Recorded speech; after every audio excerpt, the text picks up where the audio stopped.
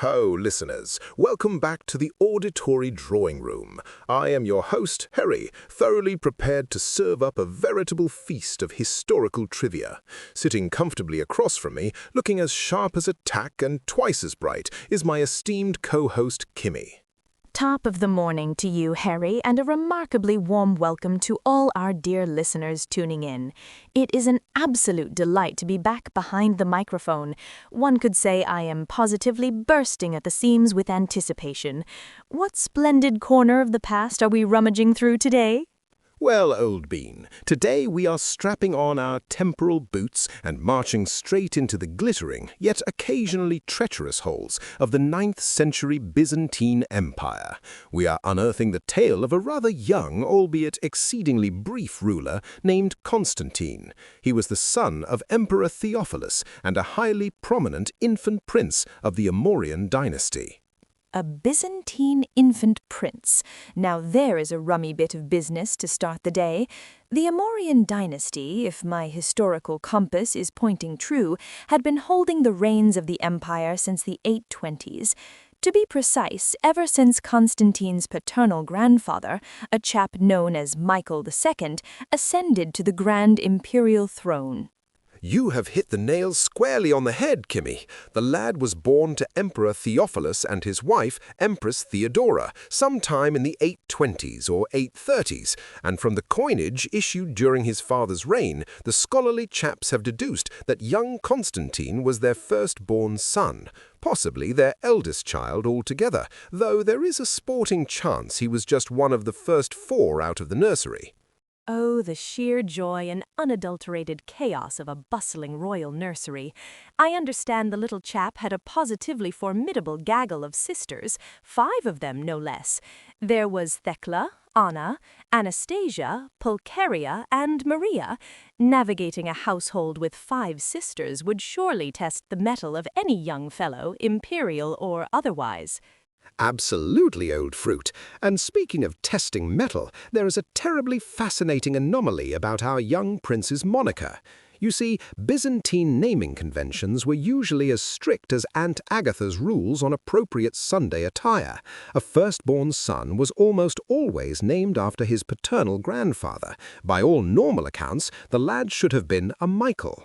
But Emperor Theophilos threw the rulebook completely out the window, didn't he? He bypassed Michael altogether and christened the boy Constantine. I recall the esteemed Byzantinist Judith Herron offering a rather spiffy theory on this puzzling departure from tradition. She proposes it might have been a profound homage to Constantine the Great. Quite so. Alternatively, Heron suggests, it was a rather fervent hope that the prince would eventually take up the baton of iconoclastic religious policies favored by previous emperors who bore the name Constantine, a frightfully heavy burden to place on the shoulders of a chap still in swaddling clothes, if you ask me.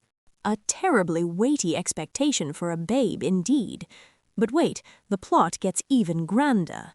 Because Theophilos had succeeded Michael II on the 2nd of October 829, young Constantine was the direct and undisputed heir to his father's throne. He was actually crowned co-emperor a short time after his birth. Imagine that, ruling the known world before you can even properly string a sentence together or manage a spoon. A bally brilliant point. And despite his tender years, he leaves a rather distinct paper trail, or more accurately, a metallic trail. He appears right there alongside his father on the coinage of the era. However, there is a fascinating quirk in the numismatic record. On the shiny gold coins, he is addressed with the honorific despot, a term entirely interchangeable with basileus, meaning emperor.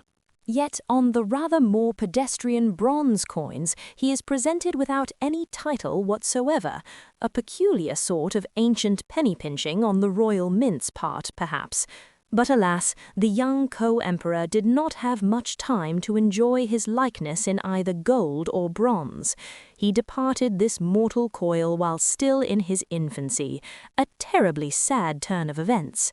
Sad but deeply true, my friend.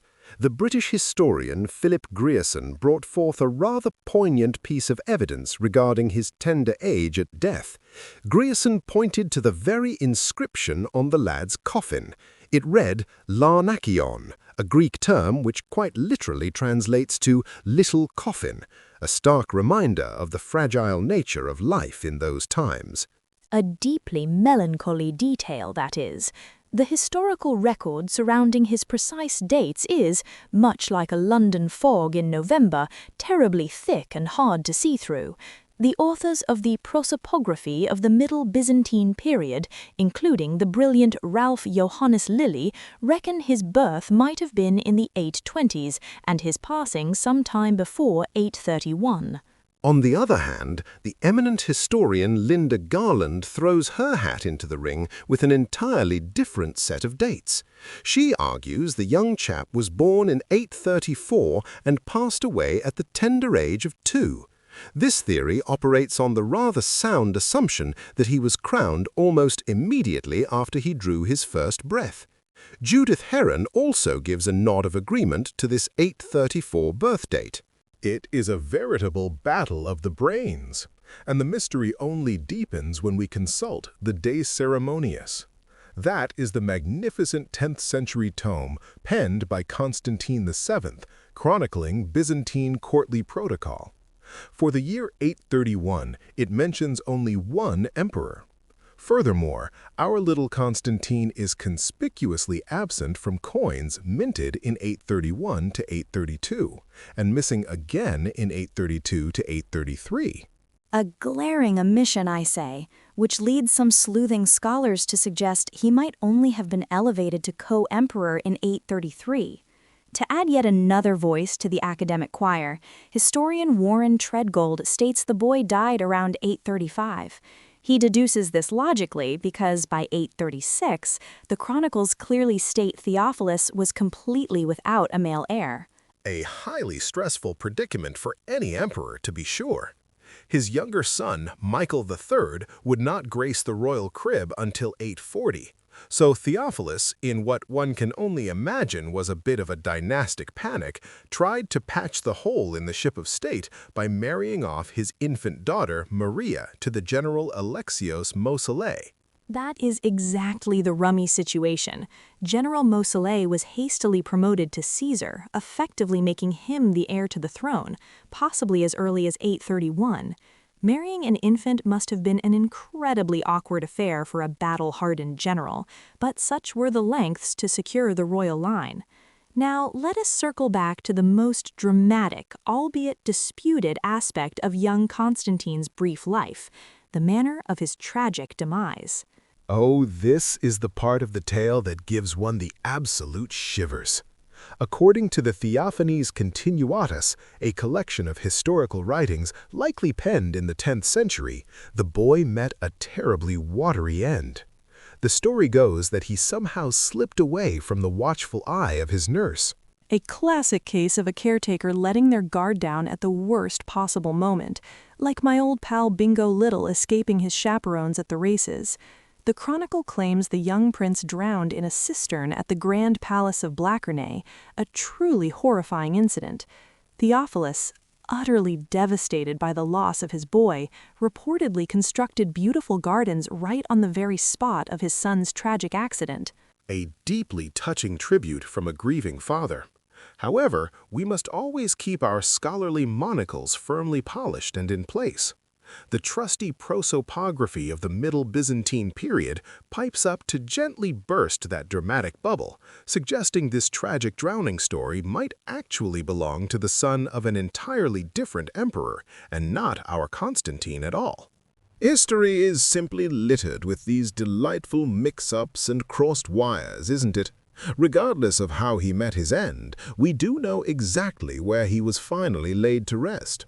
However, I must correct the record here. Constantine the Great outlived his parents and was actually buried by his son, Constantius II, in a purple porphyry sarcophagus rather than one made of green Thessalian marble.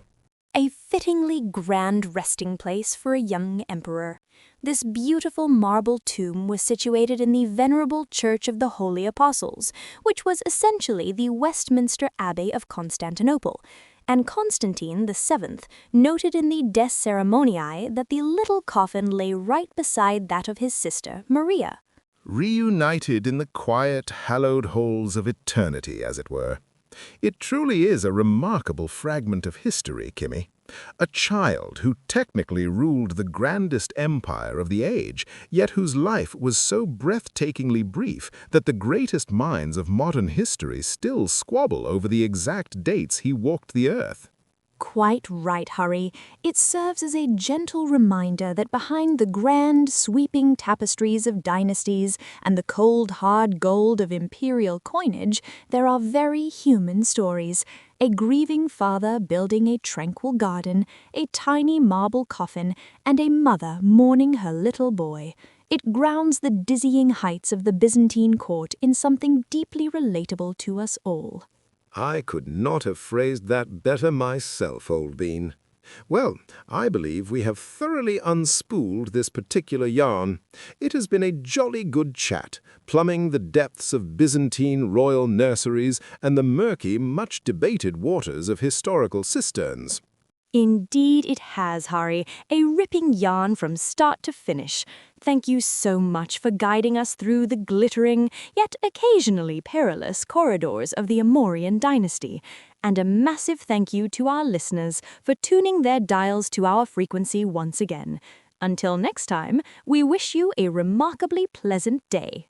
Cheerio, and warmest greetings to you all until we meet again. This episode is based on the Wikipedia article Constantine, the Son of Theophilos, which is available under the Creative Commons Attribution Share-alike license. This podcast was crafted using artificial intelligence.